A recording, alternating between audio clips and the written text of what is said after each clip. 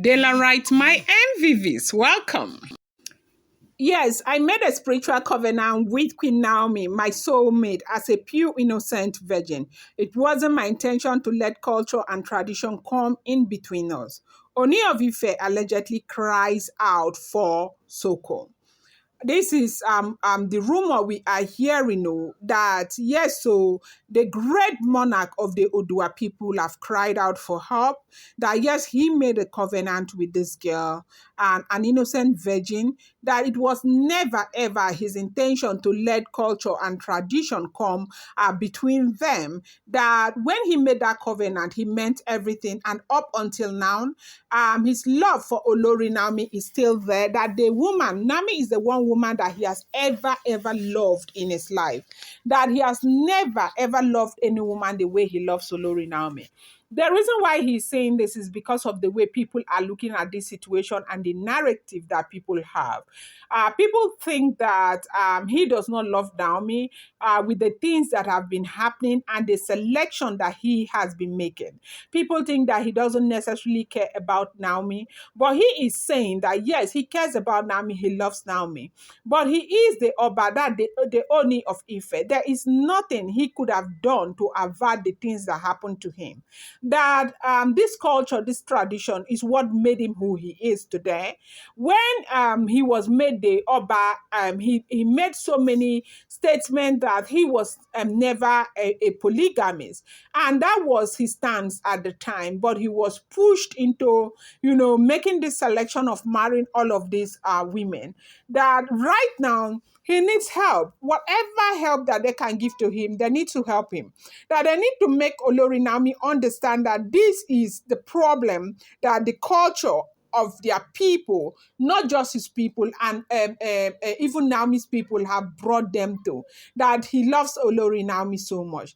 Now, why is he saying this? They say he's saying this because people like Yami father have been of immense help to him, is kind of rejecting him, like she is not coming back, she's not going to try anything. As long as that dark clouds remain there, it's a very dangerous place for any Oba to be in. Like they said that the last Oba, before he passed on, like 6 to 7 months before he passed on, there was a dark cloud that gathered, but they were able to make the dark cloud to dissipate. It went away and came back after a month, and they were able to make the dark cloud to go again. The dark cloud went and still came back. So as long as the dark cloud is there, it's an imminent danger for the palace, the royal family, and everyone. And that is why everyone seems to be running against time to ensure that they do whatever they need to do to get the dark cloud off. And now, Olori Naomi is not even listening to all of these things they are saying. As far as Olori Naomi is concerned, they are trying to, cajole her back into a place where she doesn't want to be. And that was why I made a statement. I said, well, I don't know what you guys are hearing, but from my own end, I am hearing that this might just be the last attempt. Like, Naomi may never ever want to come back again to that palace, no matter what happens, because Naomi has endured. Naomi had been hopeful. Naomi has given up everything just to be with her husband. The story remains the same. Every time you see KBSC with the wives together, they go for event, they play out there and all of that. Naomi cannot continue to walk in the shadows of the Ooni of Ife. Naomi deserves to have her own life. Naomi deserves to get going. I do know that there are 1 or 2 or 3 people who are mothers. Like, mothers will always be mothers, who are thinking that Naomi should just stay with her husband and that is all there is to be. For those of you who are saying this, I respect your own opinion, okay? But what this is that, do you really realize that if Naomi stays in that relationship at this time or in this time, it will be such a big risk to Tadenikawo? Have you seen what is going on? Children that they just gave birth to that are still, sucking their mother's breast and all of that. The mothers are already talking about who the crown prince is and who the crown prince is not. And Naomi is not ready to jeopardize the life of her son just because she wants to maintain a place in the palace of the Ooni of Ife. Naomi is a young woman who loves her children the way you love yours and I love mine, okay? And so the one thing she will always want to do is to protect her Denika, which is what she's doing. And to protect her Denika means to stay very far away from these people. And this is the best decision I think Naomi can take right now. Welcome back to my channel. It's your girl Delaram. I bring you fresh and spicy gist from the source and still on the royals. How are you guys doing? I appreciate you guys so much. I love you. Esheo adukbeo, my people. If you're yet to subscribe, kindly go ahead and hit that subscribe button and do not forget to turn on the notification bell and do not forget to give this video a thumbs up. I appreciate each and every one of you so much.